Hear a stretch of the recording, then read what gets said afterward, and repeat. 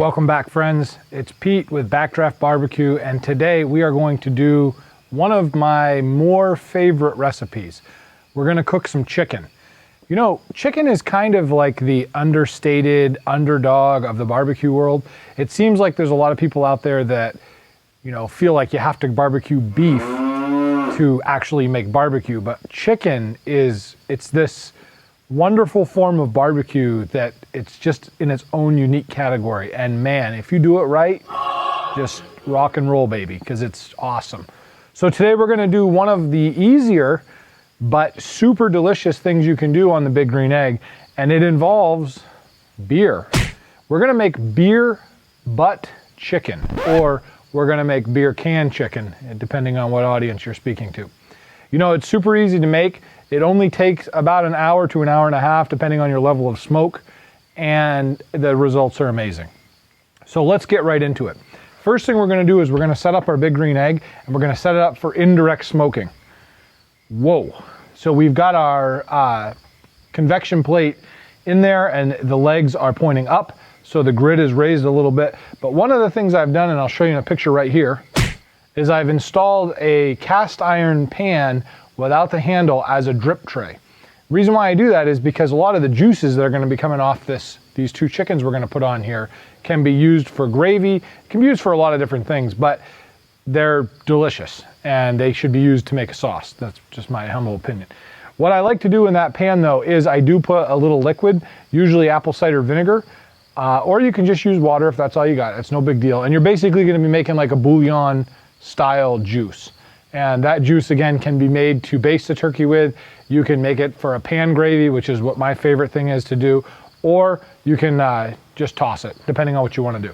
So what we're going to do here is we're setting up the egg again for indirect cooking. We're going to get the temperature up to about 375 degrees.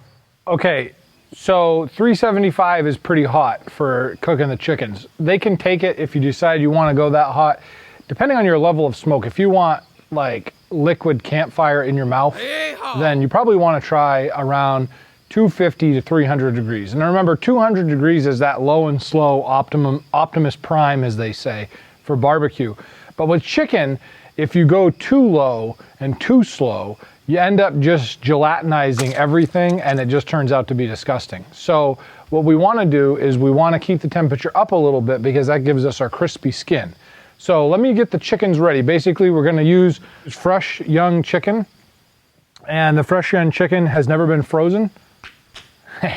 And this is gonna make for a good deal. If you use previously frozen chicken, the quality just isn't there. So a nice roaster chicken like this is perfect. And you know, these were $1.19 a pound. It wasn't anything special for a sale, but it's pretty reasonable for what you're gonna get. So let's crack open these babies. And we're gonna take out the bag of disgustingness. And of course there's some juice, so we're gonna empty that juice out. So now we got the chickens out, and what we're gonna do is just examine them, make sure they look good. Yes, these look delicious, they look like chickens. Now we're gonna season them. Now the first thing you wanna put on the seasoning is some sort of crisping agent. And my wife really likes this avocado oil. I can hear her right in my mind right now saying, don't use too much because it's super expensive. But anyways, hi honey, I love you. But basically, don't spill it. Basically, this stuff is gonna be just an agent for this stuff to stick on.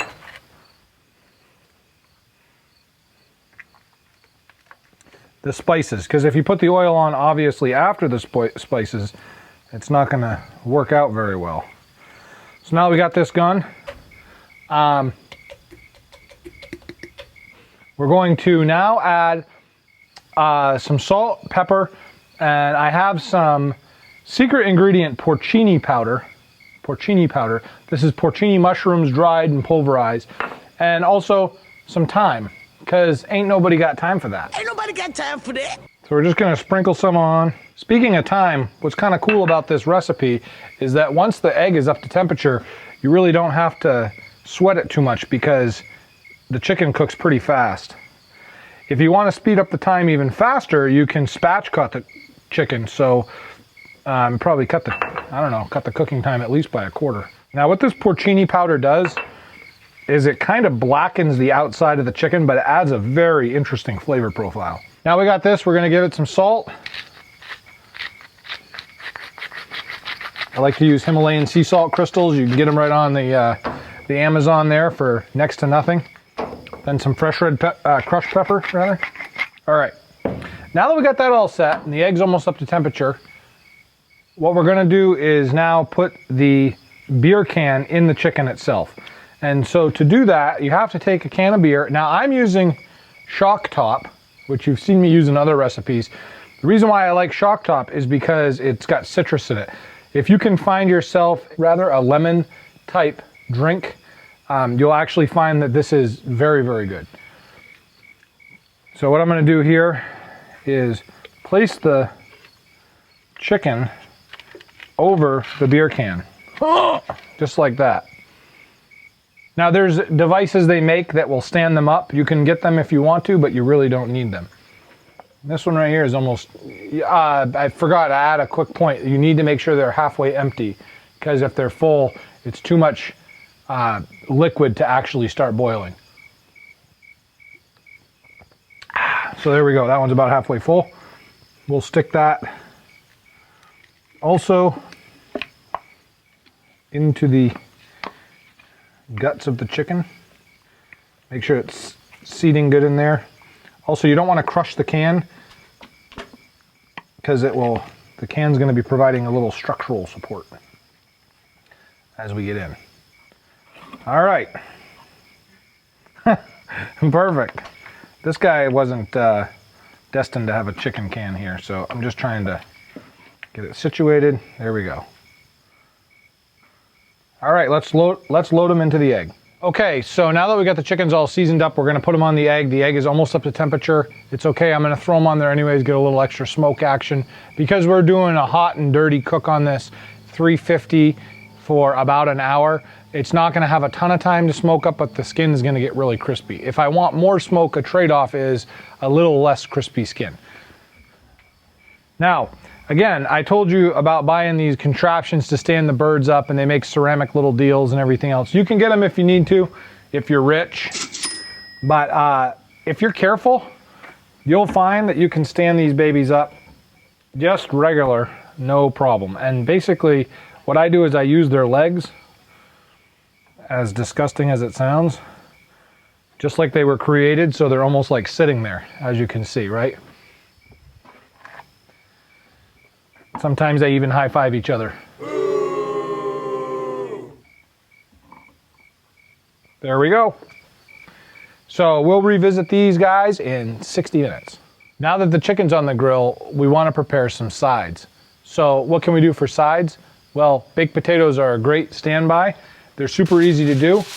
You basically just take, obviously, a piece of aluminum foil, shiny side out, take the potato and wrap it up.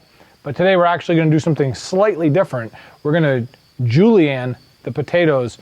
We call them potato packs. Let me show you what it is. Junior Barbecue is coming right down to help us. All right, let me introduce you to the second part of my barbecue team, Junior Barbecue. And Junior not only does barbecue with me on my team, but he actually barbecues against me at times, which is sad, but of course when you create a legend, that's what they do, right? So he's gonna take us through this legendary side of the potato pack. You're gonna love it. Yeah, thanks, man. Now let me show you how barbecue is done. So to make this potato pack, you just need an ordinary potato, a cutting board, a knife, and some butter. So the first thing that you want to do is you want to sharpen your knife, make sure it's nice and sharp, and you want to slice your potato nice and thin, like this. As thin as you can go without your potato breaking. And watch yourself, pro tip, if you turn your potato the other way, that will help you not cut your fingers off. And the last piece. So you want to make sure your potato is nice and thin like this. And now we want to start laying them flat on the cutting board, on the tin foil, and just lay every piece on. And you want to just keep on laying them like this. So now that you've done that, your first potato is gone. You're going to open up your butter. And we're just going to cut about the same thickness as we cut the potatoes. You're going to put one right there, one right there,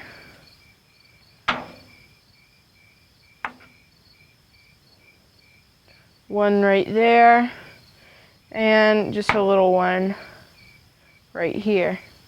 So now that you've done that, we want to take another piece of tin foil just like this.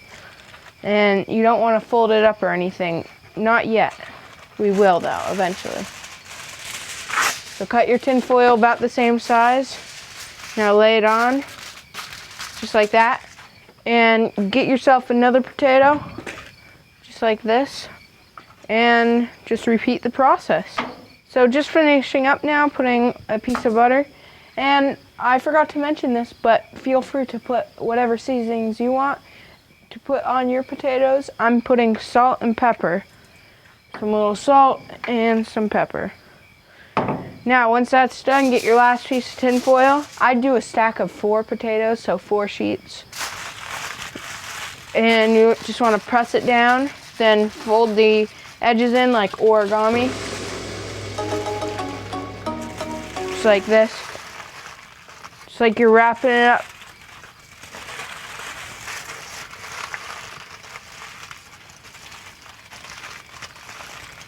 Try to get all the edges wrapped so the butter stays nice and juicy in it. Just like that. Now you can just throw it right on the grill, crank it up. Just like this. Make sure it's nice and hot. Boom. Chakalaka. All right, let's check this chicken out, bub. It's been going, I can hear it. Hear that sizzle? Oh my word. Golden brown. Let's check the temp. Skin's got a nice pop to it. Oh yeah, we're good to go, bub. We're at 165, 170. That's exactly where we want the chicken to be. So we're gonna take these off the grill. First thing I wanna do though is take off the potato packs.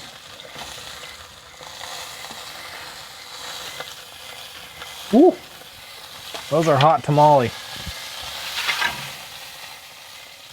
Now with taking these chicken off, you gotta be super careful because they're super hot. If you have the barbecue mitts, they work really good. I've got to set the silicone gloves downstairs. I don't have them with me right now and I'm too lazy to walk downstairs. So we're gonna use a pair of tongs and literally we're just gonna pick the chicken up and set it down.